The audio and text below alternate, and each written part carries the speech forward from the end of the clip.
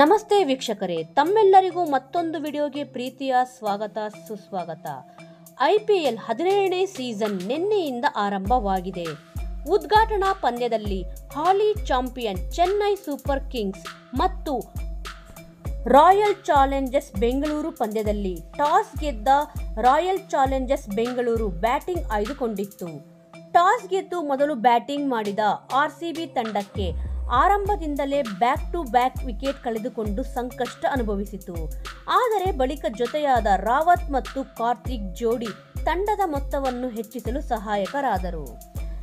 ಇನ್ನು ನಾಯಕ ಫ್ಲಾಪ್ ಡುಪ್ಲೆಸಿ 35 ರನ್, ರಜತ್ ಪಾಟಿದಾರ್ ಶೂನ್ಯ, ಗ್ಲೆನ್ ಮ್ಯಾಕ್ಸ್ವೆಲ್ ಶೂನ್ಯ, Virat Kohli 21 run, Cameron Green 18 run, Anuj Rawat 48 run, Dinesh Karthik 38 run.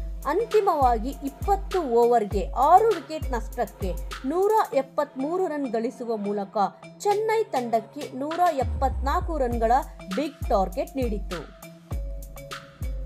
ನಂತರ ಬ್ಯಾಟಿಂಗ್ ಆರಂಭಿಸಿದ ಚೆನ್ನೈ ಸೂಪರ್ ಕಿಂಗ್ಸ್ 18.4 ಓವರ್ಗಳಲ್ಲಿ 4 ವಿಕೆಟ್ ಕಳೆದುಕೊಂಡು 176 ರನ್ ಗಳಿಸುವ ಮೂಲಕ CSK ಗೆಲುವು ಪಡೆದುಕೊಂಡಿತು.